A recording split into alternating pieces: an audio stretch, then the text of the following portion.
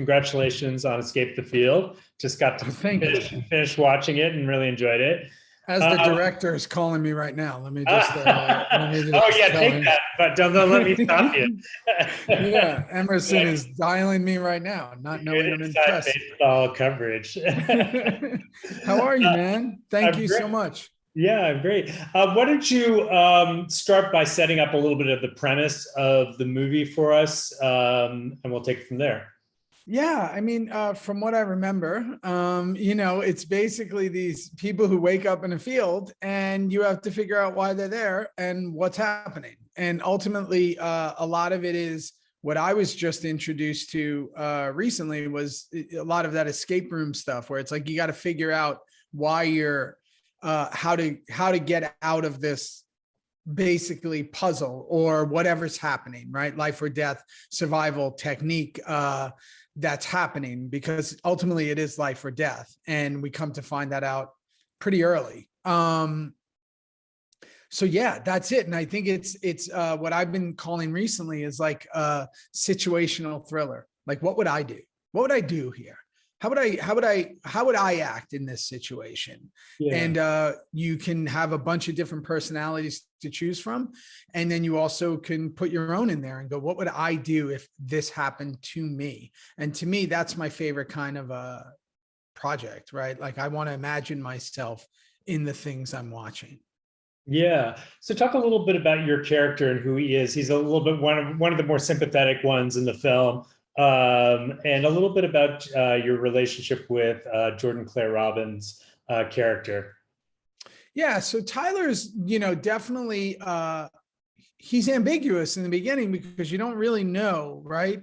What is he? You got to get a read on him first. And to me, you're trying to wrestle with what's his intention here? What is his plan? And as you come to realize, he develops this relationship with Jordan's character, and ultimately you start to find out that he's a father and that he has this history and that he's a good guy and that he's trying his best. And like everyone else there has some sort of past that he's bringing with him. I think that while he's the more sympathetic, I think it's because he's just he's trying to do the right thing in this pretty dire situation of what's been presented to them. So yeah, I would say he's definitely the sympathetic one, but I don't think you really see that in the beginning. Yeah, yeah. Talk a little bit about the scenes, and was there one that was particularly like, what was the most scary one for you to film, or as a viewer, which one would you have found the most scary? Yeah, I don't think any. I don't. I look at it more of like what would be the most like alarming, meaning like what. I remember when we were sitting around the fire and someone else shows up.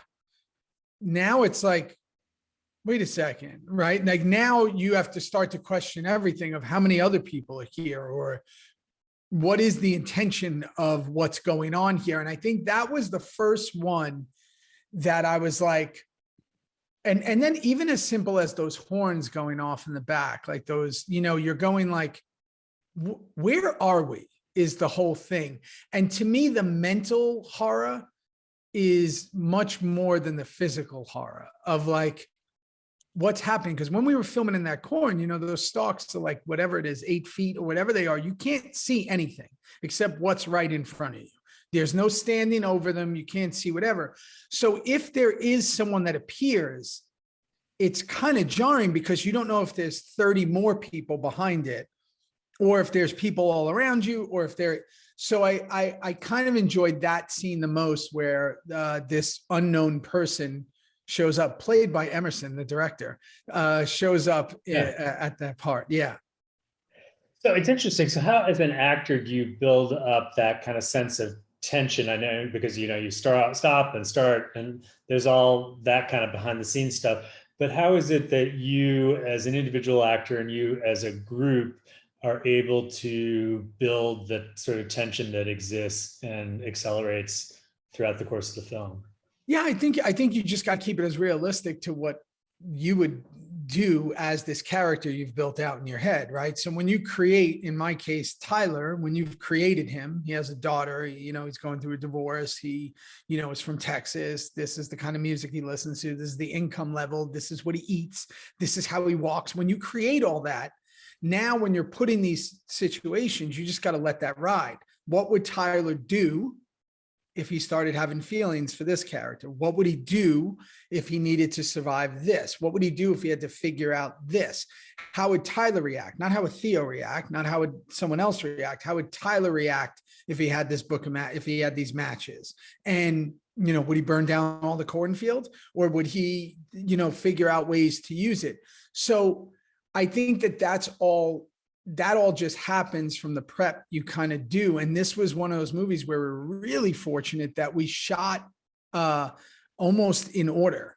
So everything built to the end, right? And that's such a rarity. You might film the end of a movie on the first day, and like you have to get to that journey in your head without ever doing it, which kind of hamstrings you a little, because then when you go do it, you're like, oh, I didn't do it. Like, you know, so when you're shooting a film chronologically, I think you just get a better sense of everything. Sure. Hey, when you look back on this shoot, you know, 20 years from now, is there a moment that you'll remember the most from working on this film?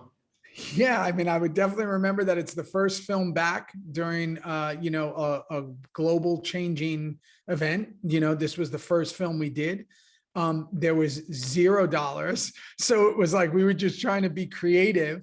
And I think that it taught me, as, you know, as a filmmaker and a producer, and also as an actor, of like how you have to, you got to make it work regardless. Right. And in this film, for example, with such little available to you, and all being in all being in one location, and, you know, not having these, you know, the luxury of unlimited finances, you have to make the acting do the work. You have to make the relationships do the work. So when I look back on this, I'll always look back on how, even if you have that other stuff, you have to do this. You have to try to do it all. And you can't just lose one because you have the other. So this was something that really taught me, again, how important rehearsal is, how important, you know, if you can shoot in chronological order, shoot in chronological order, how, if you can, you know, get time with the people you're working with, how important that is. So, yeah, there's a lot I'm going to remember about this one. It was kind of the beginning of this